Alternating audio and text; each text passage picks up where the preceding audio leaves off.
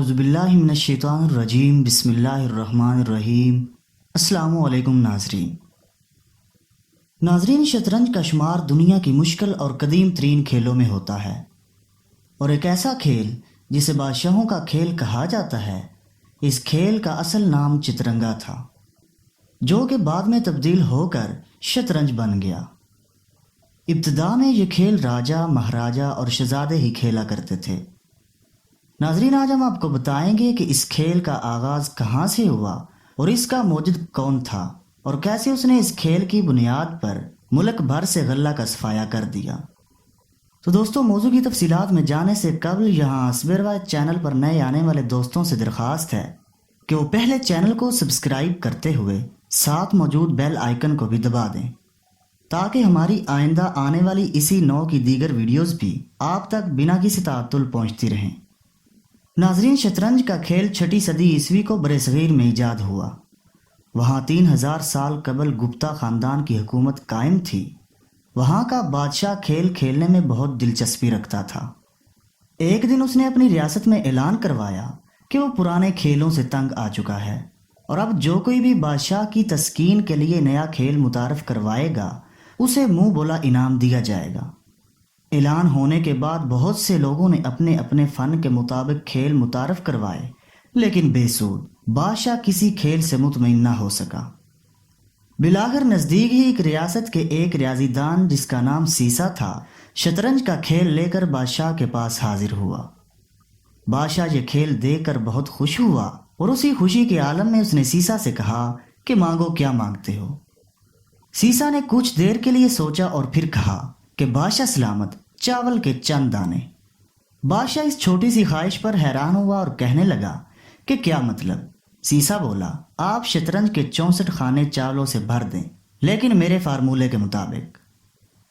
بادشاہ نے پوچھا، بتاؤ وہ کون سا فارمولہ ہے؟ سیسا بولا، آپ پہلے دن پہلے خانے میں چاول کا 1 دانہ رکھ دیجئے، دوسرے دن دوسرے خانے میں پہلے خانے کے مقابلے میں دگنے چاول یعنی چاول کے 2 دانے رکھ دیجئے، تیسرے دن تیسرے خانے میں دوسرے خانے کے مقابلے میں پھر دگنے چاول یعنی 4 دانے رکھ دیجئے، اور اسی طرح آپ ہر خانے میں چاولوں کی مقدار کو دگنا کرتے جائیں یہاں تک کہ 64 خانے پورے ہو جائیں۔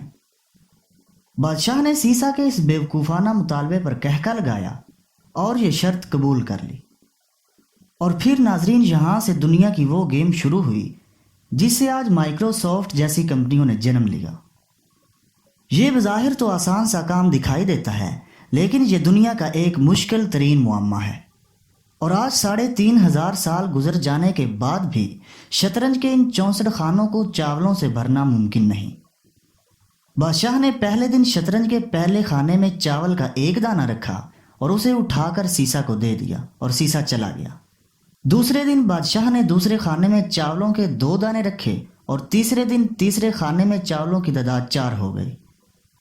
چوتھے روز 8 چاول ہو گئے، اور 5ویں دن چاولوں کی تعداد 16 ہو گئی، اور اسی طرح 6 دن یہ تعداد 32 ہو گئی، اور 7ویں دن یہ 64 ہو گئے۔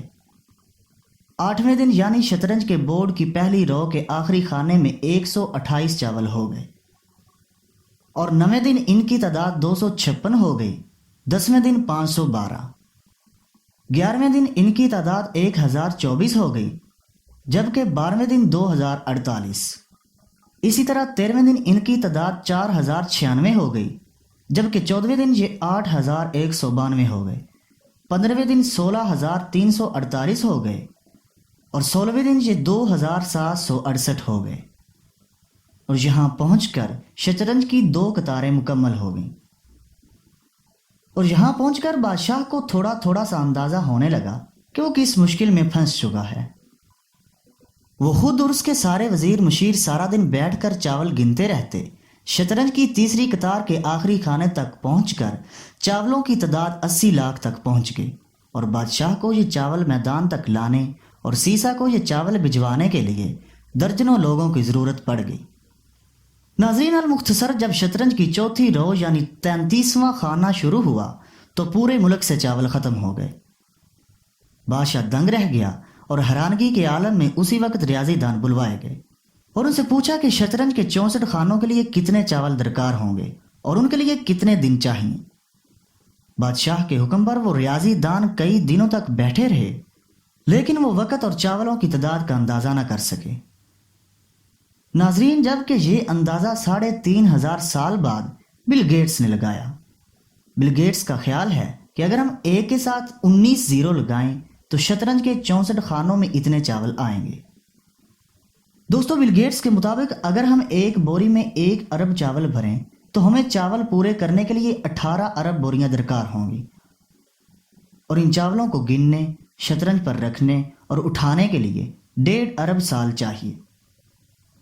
ناظرین، شطرنج بنانے اور گپتا بادشاہ کو اس خوفناک کھیل میں پھنسانے والے سیسا کو بادشاہ نے شطرنج کی 4تھی رو میں پہنچ کر گرفتار کروا لیا، کیونکہ بادشاہ کو شطرنج کے ہاف میں پہنچ کر چاول پورے کرنے کے لیے 5.5 دن لگ گئے، اور جب وہ اگلے خانوں کی طرف بڑھا تو ملک سے چاول ختم ہو گئے، جس سے بادشاہ چونک اٹھا اور شطرنج بنانے والے کا سر قلم کروا دیا۔